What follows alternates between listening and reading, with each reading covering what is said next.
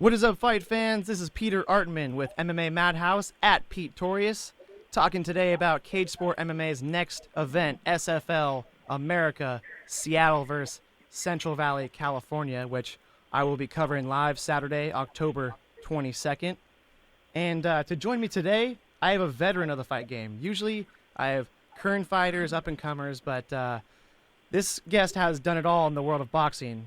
Former pro boxer who became USA Super Lightweight Champion, 1986 Boxer of the Year, with a record of 24-1 with 2 draws, 14 knockouts, and now SFL America's MMA Matchmaker.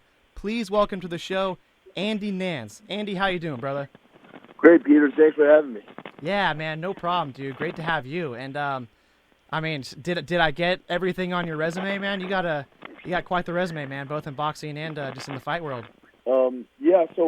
This is my first MMA show. I did some MMA back in, I want to say 2008, 2007 down in Redondo Beach, California. They were mixed boxing / MMA shows. This is my first, total MMA show that I've done, and it's great. I love it. I love the city versus city kind of idea. That's something that we've done back when I was an amateur boxer years ago. New York versus San Francisco versus LA, and it was great, and generated a lot of interest, and just that whole people get behind the city. So it's just great. I love it. Yeah, man. And you've been doing matchmaking for Battle of the Boat, right? Yep, I've been doing that now as a boxing matchmaker for I think going on like 3 years, and loving it. And Brian Halquist came to me. I want to say, a month, 2 months ago, and asked me if I'd be interested in being his MMA matchmaker. So I said, absolutely, sign me up. Yeah, man. And so what? Do you know what event you started doing the matchmaking? I want to say it was either 2 or 3 years ago this November, and I probably should know for sure. Yeah, no worries. But it's something. I want to say the November show, and I want to say 2 years, but it's maybe 3 years. I don't know for sure, but it's either 2 or 3 years. I want to say November.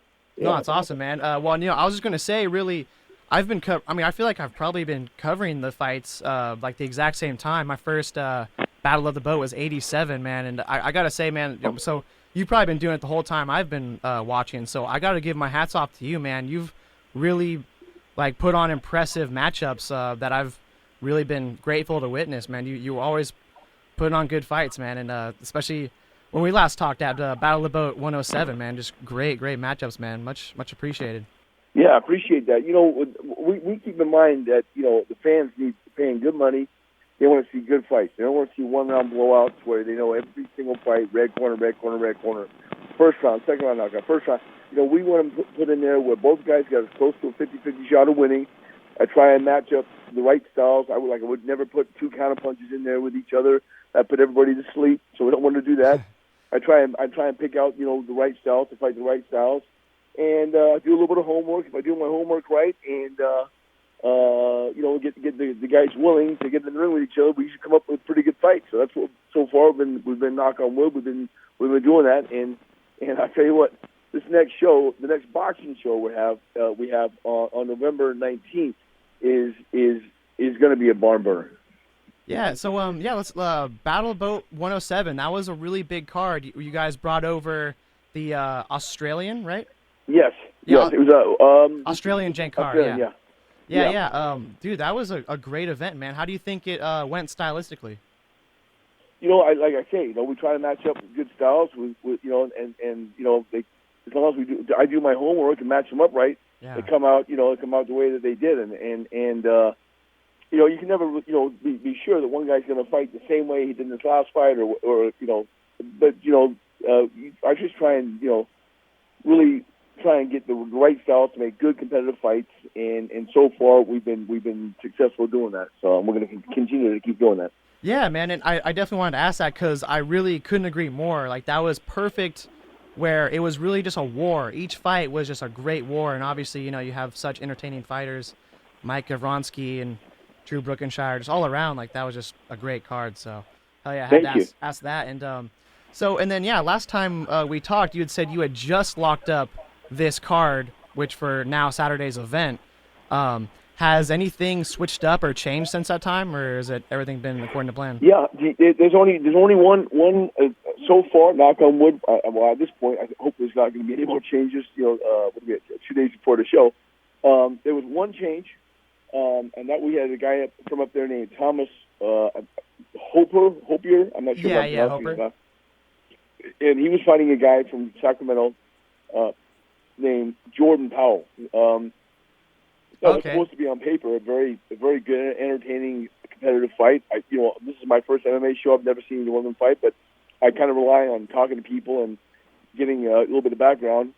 So I was told that was going to be a good fight. Thomas hurt his knee, had to pull out of the fight. So we got in another guy from up there in the neighborhood, a guy named Jordan Curry, who will now be fighting Jordan Powell. In a 3-round, state versus, Seattle versus Central California, on that team versus team show fight. Yeah. So, but I mean, from what I hear, and again, my first show, I've talked to a few people in MMA. They say the card's stacked. Go figure. Yeah, man. No, it's looking great. Now, I'm familiar with everybody on the Washington side of things, Knott, Parati, Nathan Stolen, Potter, I'm really impressed with the lineup here. And yeah, checked out Josh Clark, which he was on Ultimate Fighter 19. Seems like a good matchup for Knott. A little bit of a height, maybe speed advantage, all that. I'd like to break down kind of the mind of a matchmaker, really. What, when you're sitting down with a blank sheet of paper and you got to fill in the main event, what made you decide on this main event matchup? On this particular main event matchup, well, obviously I need to get some help from the people that are in the business, and a guy who works in my office, Anthony Woods, helped me a lot in getting some top guys up in the area. So then we have from the top guys, you have to find someone who's available. So then, you make a few calls, and I came up with, the guy who's available in our, what's his nickname? Man Killer or something like that? Or? Yeah, Man Kill. Mankill, yeah. Brent Mankill, badass, right? I've been hearing nothing but good things about this dude. He's just, a monster. Yeah, he's scary. And then again, the guy, he's fighting. Again, I haven't seen him, but I hear he's, this guy's going to bring it. So what we have on paper is a fantastic main event. Yeah, no doubt, man. And that's, and the co-main, like you said, with the two heavyweights. I mean, really, you just got to find two heavyweights and just put them in a cage, man. It's always entertaining every time. There you go. Yeah, man. I'm really looking forward to the show. It's going to be a whirlwind trip for me because after my fight here on Friday, I get up there in the afternoon and go right to the stadium, watch the show, make sure the show comes out, take notes, really pay attention, and then I'm out of there early first thing Sunday morning and back down to California. So it's been kind of crazy. I flew down here to LA on Wednesday, so yeah, it's a crazy weekend. Really looking forward to it. I can't wait for the show because it's going to be my first full MMA show that I've seen live, and people I talk to that are in the know on the MMA stuff say it's hard stacked, great show.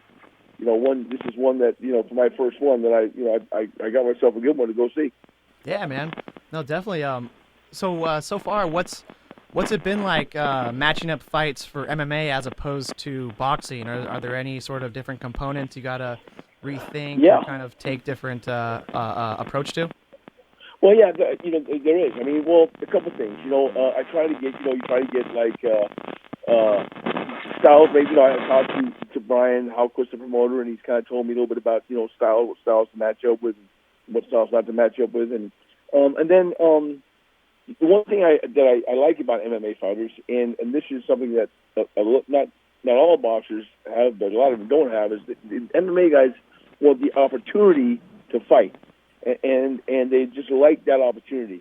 So I respect that. These guys are looking for an opportunity to fight, and obviously, we have eight slots, 6 state versus state, and 2 preliminary fights. And these guys are just like they all just want an opportunity to fight. And I respect that. I mean, these guys aren't so worried about who they're fighting, the guy's record. They just want an opportunity. What time do I be there? How much is my weight? And they have that kind of attitude. They're fighters. These guys are real fighters. Yeah, man. It's the stacked card, man. I can't even get over that. So it's I mean, this really isn't just like the average MMA event. It still has the point system and all. So, putting that into play, was there anything? Was that an aspect you thought of differently with, fight on fight, stacking up, first fight is this, that. Do you think about that with a point system going on through the whole fight card, or you think No, the matchup is doing its own thing?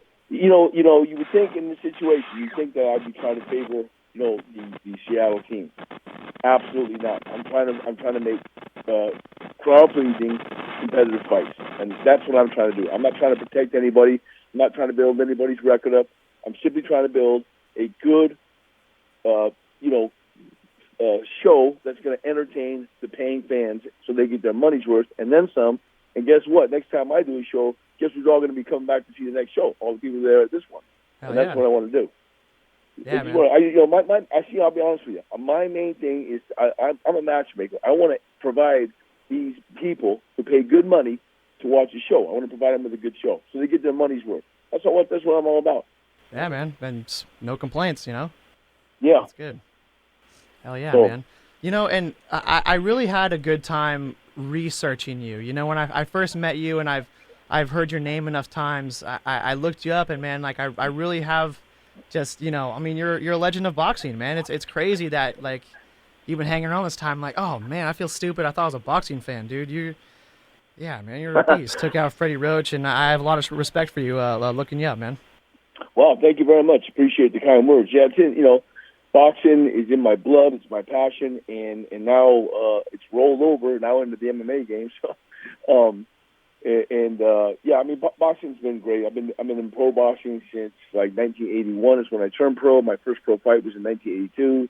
Had a great record: 24 wins, 1 loss, 2 draws. Yeah. Was ranked number 1 in the world, and so I have I'm a huge boxing fan. In addition to being in the boxing game, I love the sport. I have a passion for the sport. I respect what boxers go through, and as a matchmaker, that helps me because I know what these guys go through to get in shape, and so it gives me a little bit of an upper hand rather than some people that've never been in the ring. I've been there. I know what they do, what they go through. I know when their excuses are real or when they're not real. They can't make it. And I understand fighters, get nervous, and sometimes, you have to play these little head games because you do get nervous. The nerves sometimes get the best of you. And I have talks. A lot of times I have talks with these guys, and if that happens, I say, hey, I've been there before. Are you sure this isn't your nerves just acting up? And then many times I've talked to a guy, and by the end of the phone conversation, he says, I'm actually feeling pretty good. I think I can do the fight, because your nerves get the best of you sometimes. And I've been there. I understand. Right. So I talked to him. And as a fellow combatant that's been in their shoes, plenty of times, I totally understand. So, yeah. Right, good. And that's good for the fighters too, because I mean, yeah, like obviously with that experience, they can kind of put more trust into it. It's like he's not just a suit who's just seeing it on paper and looks like or putting fights that any average. Yeah, and something else, Peter, that I try to be, and this is real important as a matchmaker, is I'm really honest and try to operate with integrity, and I'm not going to sit there and bullshit and lie to somebody just to make the fight. I tell them the truth as best I know it. I tell them everything I know about, so to make the fight and let them make the decision. Now, again, I'm trying to make fights sort of competitive that both guys got an equal shot. There's a lot of times the guy will think, like, that guy's too good for me. I'll say, no, he's not. You're not giving yourself enough credit. I'm telling you, I'm not trying to get this guy a win. I'm not trying to get a you win. I'm trying to make a competitive fight. Trust in me, this is a competitive fight. I've seen you fight. Believe me. And, 9 times out of 10, after the fight, they'll come and go, man, thank you. You were right. So, that's awesome. Having had an eye and knowing what I'm seeing, I haven't been there. It just helps tremendously. Yeah.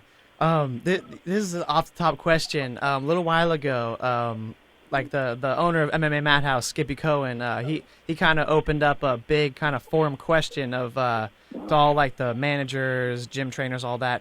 The question was, what's the worst excuse you've ever heard a fighter back out for? Like just the day of the fight, he's like, hey, my girlfriend's sick. There was all these crazy ones that all these gym trainers were commenting and all that. Is there one off the top of the head that you can think is just the most ridiculous? Just like, really, man, like the nerves got to you. You should just admit that, or anything like that. I'm trying to think. I probably have had had those. I mean, usually for the most part, again, I do my homework. I talk to these guys. I usually establish a pretty good rapport with them before the fight's made. I stay in touch with them. I see how they're doing, how the training's coming along. So, up until the fight, I have a pretty good idea, pretty good feel of what's going on, how the training's going. Usually on the week of the fight, when they get to before it's a week of the fight, if they haven't got injured or hurt by then, chances are they're not going to, because usually I don't spar the week of the fight. So I think a lot of that has to do with the rapport I build up with them beforehand. Keep those excuses to a minimum. Nothing really stands out right now that I can think of in my head that can really lame, BS excuse Right. that I can think of right now. I'm sure I've had them, but can I name one off the top of my head right now? No, I can't. Right. No, it's all good. That's just, I just thought of that, but it's a funny question. That's a good question. That's a great question, and I'm sure I'd love to hear a lot of the answers that people give you. I don't unfortunately have one that's a good, entertaining one to add to the list though right now, unfortunately. Oh no, it's all good, but you should definitely check it out. Like there was a lot of trainers around the state talking about it. But so kind of doing a little research on you. Watched kind of like a little mini documentary on it was about when you were 22-1, and it was I think it was kind of documenting your fight with Lonnie Smith, and the documentary said you were supposed to fight for a world title, but that just that never came to fruition based on your record. Did injury prevent that, or did some unforeseen that's what happened? Yeah, I was injured in my last fight. It was supposed to be a kind of a tune-up fight. I was a state champion in California. I was defending my state title, and I got injured in the fight. I was going to fight for the IBF world title in London, England, in June of 1987 against an English fellow named Terry Marsh, who was the IBF champion at the time. And, I had a tune-up fight, got knocked down in the second round, and suffered a severe concussion. I actually ended up getting up from the knockdown, which I was pretty much knocked out cold, but not cold, but knocked out.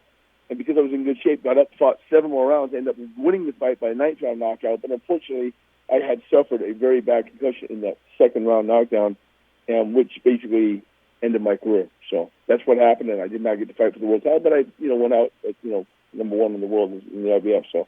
Yeah, no, definitely. You definitely left a legacy, but gosh, it's always crazy what the human body can do. Like you think it'd just be like your brain would kind of just shut down and say stop, but the adrenaline and everything like that just is like, what concussion for now? It's exactly, because I don't remember it really happened after that second round. Wow. Next thing is just like you in the locker room, like, I won? Next thing, I don't remember exactly when and where I came to, and, but I was, it was complete instinct, and that's what the daily training and being in good shape does to you, because I was fighting on total and complete, I guess, instinct, and what I did daily in the gym is what I ended up doing for the last 7 rounds, which enabled me to win the fight. But I was, it was on like autopilot kind of thing. It wasn't me. It was just from what I had done maybe so many years in the gym, right. And then just hit the, when you're driving on the freeway and you hit like, cruise control kind of thing. I went into cruise control. Right. Just autopilot, yeah. Autopilot, exactly. That's crazy, man. Yeah, I know. It's funny, but... And, I got to ask you this boxing question that I asked a boxer, and he actually didn't know. I don't know if he just wasn't experienced in the realm of the game. But I've always wondered this. Why do only boxers, when they're 2 boxers are having to stare down the ring, how come only in that sport do they have the coaches with them, like around them? You know what I mean? Like there's always like 3 cornermen like with them. In MMA, it's always isolated, and in other sports, they're not there. But in boxing, it's always like they're always huddled around them, whispering stuff. I don't have an answer to that, but I'll tell you this: it's been going on in boxing for years and years and years. Yeah. I think maybe what it is the nowadays the referee goes into the locker room before the fight, into each fighter's locker room, and basically gives them the detailed instructions in the locker room before the fight, and then says, "Hey, you have any questions from you or the chief second?" And at that time, if the fighter or the chief second has any questions, they'll address them right then, and he'll go to the other locker room, do the same thing, and then basically right before the fight nowadays, it's just kind of more of a formality. They come out and the guy will say, okay, you had your instructions in the locker room, touch gloves and come out fighting, basically. Or maybe he'll say, you have any questions now? Okay, touch gloves and come out fighting. Right. So he doesn't really even give instructions. He may just say, listen to my commands. He's already given the instructions in the locker room, and they're more detailed in the locker room than it would be in center ring. Now, back in the day, before that happened, the referee used to give instructions to both fighters in the center of the ring at the same time, and the coaches were there probably because if they had any questions about some things the guy said, maybe at that time they could answer them.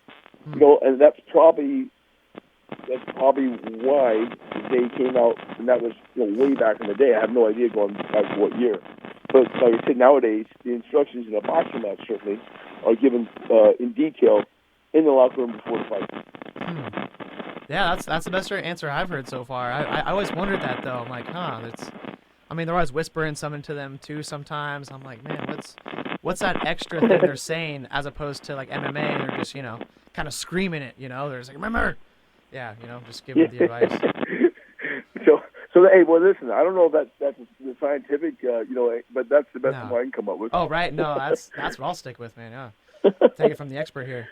Well, yeah, man. I'm really proud of like the boxing scene here.